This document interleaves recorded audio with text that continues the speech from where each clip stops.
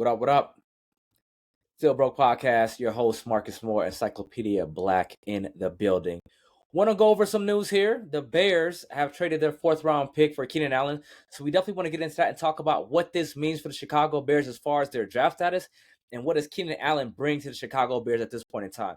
Before we get started, though, you know the deal. You know what we need from you. Don't forget to like and subscribe to the page. If you like what you hear, if you like what you see, Still Broke Podcast, we're in the building. Please help me out. If you like what you hear, like what you see, now let's get it started. Keenan Allen, traded to the Chicago Bears for their fourth round pick. The Bears had 2 fourth-round picks. They are trading their fourth-round pick, and they are keeping the fourth-round pick that they got from Philadelphia. So, what does this mean? How does this help the Bears out? Obviously, Keenan Allen is a superior upgrade. Wide receiver was a position of need for the Chicago Bears, and they traded, again, one of their fourth-round picks to get him.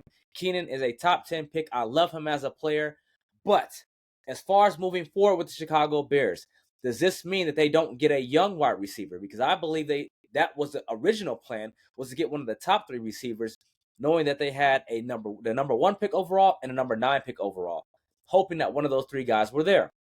So this could mean a lot of different things. Obviously, we're trying to figure out what's going on with the quarterback situation, and then what's going to be their draft situation. The Chicago Bears are going into this draft after trading their fourth-round pick with 4 picks. That's it. They have a 2 in the first, they have a 3rd, and they have a 4th. That is it. Ryan Poles, their GM, has been one of those guys on record that says, listen, I want to build through the draft. So for me, going into this draft with only 4 picks, not going to happen. So something's happening here where they have to accumulate some more picks and get more draft capital. So we're going to go over a couple of those scenarios with you to kind of figure out where we're going with this and how's it going to play out. Now, again, Keenan Allen does make the Bears wide receiver room a lot better. You got basically 2 number 1 receivers with DJ Moore and Keenan Allen, but Keenan's on the last year of his deal. Is there an extension coming? Or are they still looking to get one of the young wide receivers in this draft? I don't know. And that's kind of where I'm at on this whole pickup here is that, what are we doing here? Like, I like Keenan as a player. I like Keenan as an addition. But are you extending him? Or is this a 1-year rental? If he's only there for 1 year, I believe they get a 4th compensatory pick back. So I'm not 100% sure. So what exactly is the plan with Keenan? And if this is a 1-year deal, they're in win now mode, which also begs the question, okay, well then who's the win now quarterback? Is it Justin Fields or is it Caleb Williams? Which one is the guy? I don't know. I have no idea, but these are the kind of scenarios we're going to go over here in just a second. So if you do extend him, he's a $20 million a year receiver. You're going to have 2 receivers on the hook for $20 million. Now, if you are, then that pretty much signals that you're going to go and draft Caleb Williams at number 1, because you're not going to have Keenan Allen and DJ Moore making $40+ million between the both of them. Okay, and then pay Justin, I believe it'd be $25 or $26 million in his 5th-year option before you give him the big money. I just don't see that. Now, maybe I'm not a capologist, but maybe. But to me, if you give Keenan an extension, it looks like you're probably going to draft Caleb at number 1. But it seems like, again, this is a win now mode. Also, that makes me believe you're going to take Caleb at number 1 is because when you're getting Keenan Allen, that makes me think you weren't going to be able to get one of the young wide receivers at number 9. I believe you probably could have. And if I was the Bears, if I thought I can get one of the young receivers at number 9, then there'd be no need for me to give up one of my picks, knowing that Ryan Poles is we need to build through the draft type guy. So based off of this move by itself, it means that you're probably taking Caleb. Also, you got to factor in the Justin Fields trade. Now, the Justin Fields trade is gonna yield you probably the least amount of kickback, as you say, because now it doesn't look like he's gonna go for a late 1st or 2nd. So you're probably looking at best a 3rd, probably a 4th. So do you yield that 4th back, and is that enough? So if you trade Justin Fields, let's just go with the worst case scenario, and you get a 4th back. You go into a 5 picks, 2 1s, a 3, and 2 4s. Is that good enough? Is that good enough for a build through the draft type guy? I don't know. I don't love it, but you say, hey, at least I got my receiver. I could possibly trade back on a 9 pick. You may trade back and get another second. So there's a lot of things that can happen if you go with this. But to me, going with Keenan Allen makes me think that you're going to take Caleb Williams at 1. Now, let's go with the other scenarios here. Let's say you don't go with Caleb Williams at 1 and you trade the 1 pick. Now you can cook a lot of different ways. I think the Bears' dream scenario in this situation is this. You trade back from 1 to 2 with Washington. What, ladies and gentlemen, Washington has to make a play on Caleb. They have to do it. They have no choice. Okay, and they have to make a good enough offer that you can say to your fan base, hey, we tried. They said no. Caleb's from the D.C. area.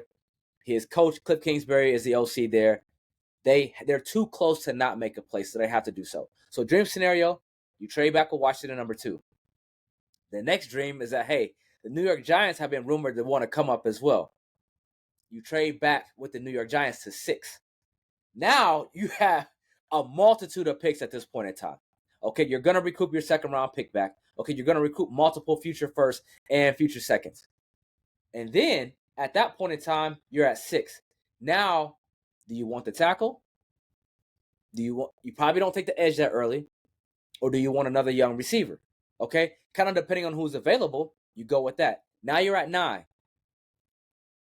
Depending on who you took at 6, let's say you took the tackle at 6. Now do you take the receiver? Let's say the receiver's gone.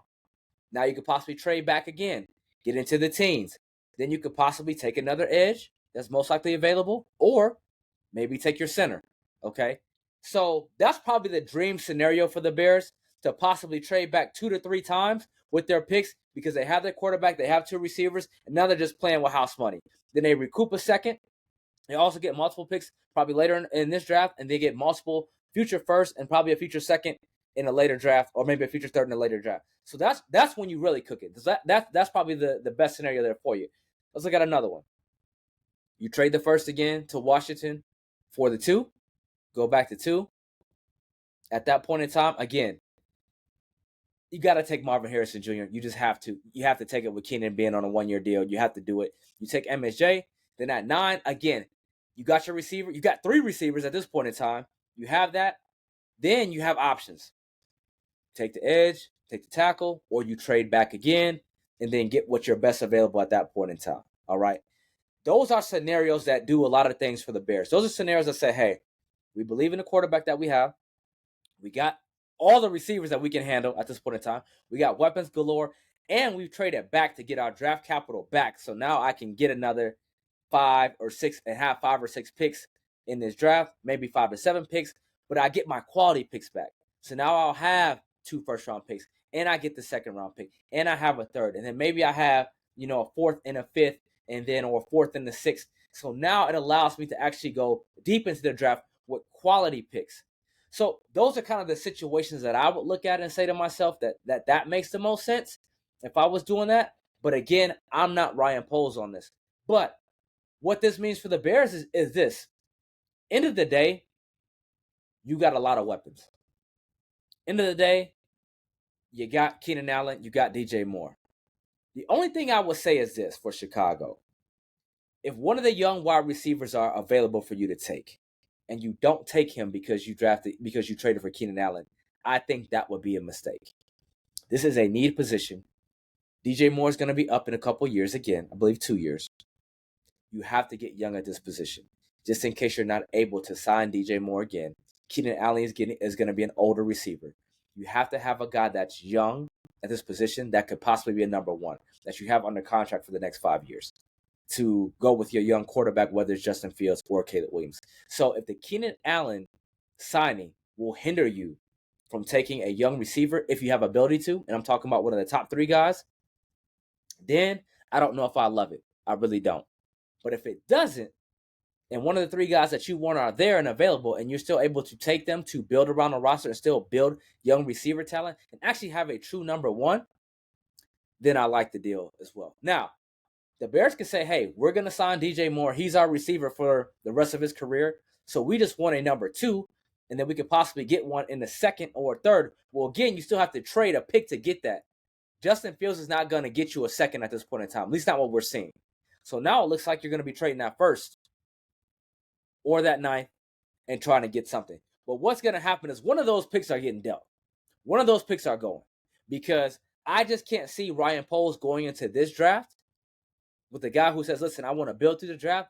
I just can't see him going into this draft with just 4 picks. I can't see it happening. I can't see it. So something's going down. 1 or 9's moving. I don't know which one. I don't know what they're doing with the first pick. None of us know at this point in time. So this is very interesting. It's fun. It's fun. It's exciting. It's I won't say it's stressful, but it's listen, a conversation on Twitter every day between Bears fans and what they think is going to happen and what we know about these experts is this. When it comes to Chicago Bears, they know nothing. They don't. Chicago has been airtight on everything that they have done. Airtight. Nobody has predicted anything that they have done. Nobody. So one thing that we do know in Chicago is airtight what they're doing. And these so-called experts know as much as you and I do. And that is not much whatsoever. But moving forward, it's still a great pickup. You will never hate on acquiring talent. You never hate on getting better. But what this means for the Chicago Bears, man, it is to be continued. There are so many options out there. And listen, I'm here for it. This is part of the draft, the draft season. It's part of the process. It's part of why we're here. We get to kind of guess and put some pieces together and see who's right, see who's wrong. But the Bears, they've got better, but we'll see what they do as far as, number one, moving on with that receiver, but more importantly, what does this mean for the quarterback position and where they're going with it? You know, we'll figure it out. I guess we'll find out sooner or later, and we'll get into that on another one. But as far as this one's concerned, we're about to get out of here. Still Broke Podcast. We'll catch you on the next one. We out. Peace.